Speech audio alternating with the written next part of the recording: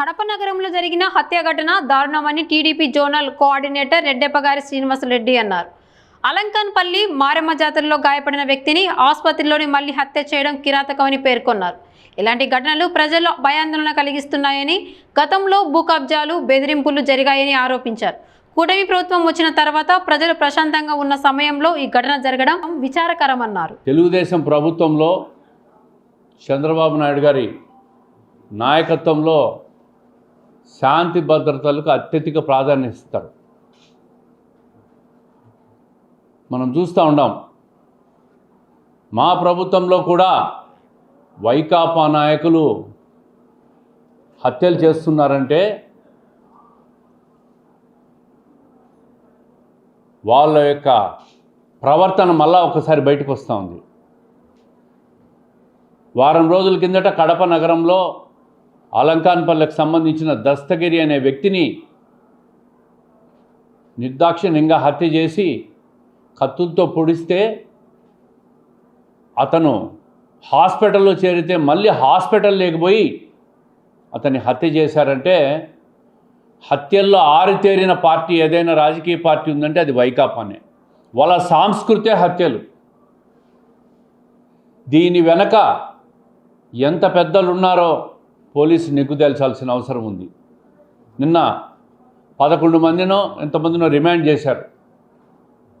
దీని వెనక పత్రికల్లో చూసాం ఈరోజు.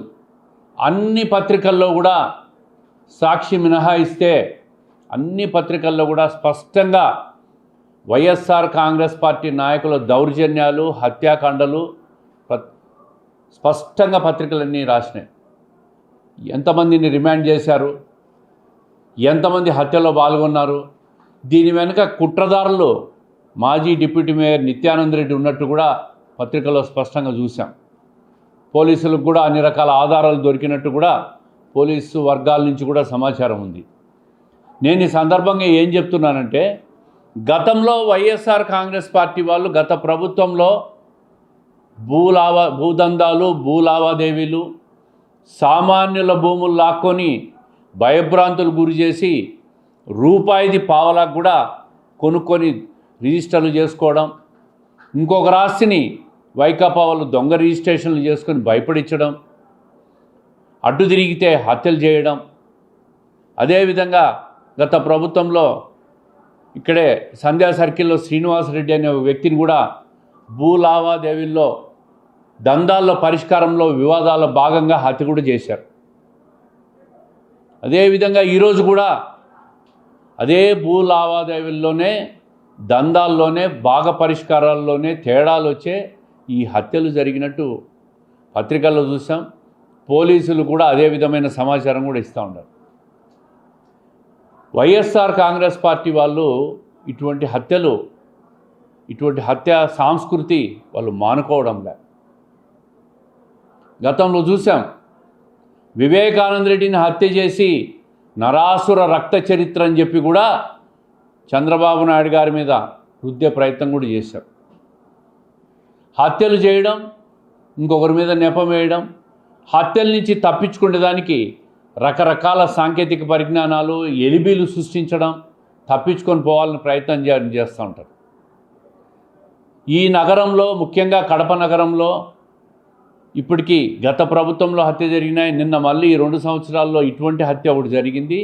ఇది వైఎస్ఆర్ కాంగ్రెస్ పార్టీ నాయకుల మధ్య ఉన్న భూ వివాదాలు, భూదందాలు, భాగ పరిష్కారాల్లో భాగంగానే జరిగినట్టు స్పష్టంగా అర్థమవుతా ఉంది.